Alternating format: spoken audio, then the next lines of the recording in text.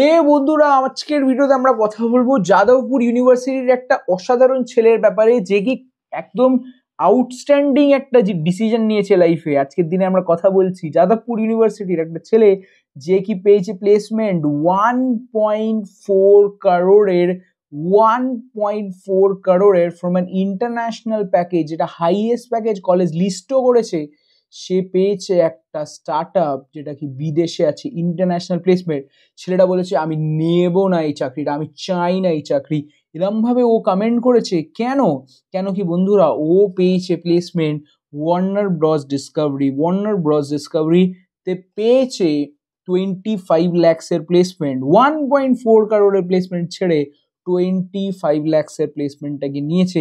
ওর কি ডিসিশন হতে পারে? ওর ডিসিশন হতে পারে এই ভাবনায় নিয়েছে কি ওখানের যে প্লেসমেন্টস গুলো হয়, যেমনি আমরা দেখেছিলাম 1.8 কারোরের ফেসবুকের প্লেসমেন্টটা ডাবলিনের, ওটাকে পরে চাকরিটা নিয়ে নিয়েছিল আর চাকরিটা দেয়নি। সিমিলারলি এখানে হতে পারে বাচ্চাটা ভয় খেয়ে বা ভীতু হয়ে, বা তো হতে পারে ইন্টারন্যাশনাল না যেতে চাইলে ওইখানের প্লেসমেন্টটা নিচ্ছে। আপনার কি রিজন? আপনি কি ভাবছেন? কেন আপনি 1.4 কারোরের প্লেসমেন্ট পেলে আপনি কি ছেড়ে দিতেন এনারই মতন?